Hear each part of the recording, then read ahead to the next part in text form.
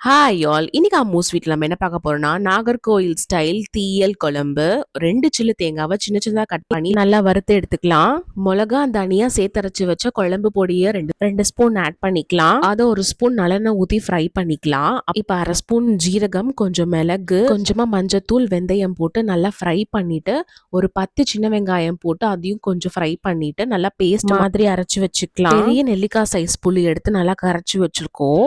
அந்த புளி தண்ணியோட அரைச்சு வச்ச பேஸ்ட் நம்ம ஆட் பண்ணிக்க போறோம். அதோட தேவையான உப்பு சேர்த்து செப்பரேட்டா வச்சுக்கலாம். இப்ப தாளிப்புக்கு ஒரு கடாயில நல்லெண்ணெய் ஊத்திக்கோங்க. கடுகு, உளுந்தம்பருப்பு போட்டு தாளிச்சதும் நறுக்குனா சின்ன வெங்காயம் போட்டுட்டு அதை கொஞ்ச நேரம் ஃப்ரை பண்ணோடனே கட் பண்ண முருங்கைக்காவும் கத்திரிக்காவும் சேர்த்துட்டு கொஞ்ச நேரம் எண்ணெயில வதக்கணுன்னே கருவேப்பிலை சேர்த்துக்கோங்க. அப்புறம் கரைச்சு வச்சு அந்த புளி தண்ணியை நம்ம சேர்த்துக்கலாம். அதுல கருப்பு கொண்ட கடலை இல்லாட்டி மொச்சக்கொட்டை சேர்த்தா நல்லா இருக்கும். இன்னைக்கு நம்ம கருப்பு கொண்ட கடலையை அவிச்சு வச்சு அதை ஆட் பண்ணிக்கலாம். கொஞ்ச நேரம் கொதிக்க விட்டு இறக்குனீங்கன்னா குழம்பு ரெடி. தேங்க்ஸ் ஃபார் வாட்சிங்.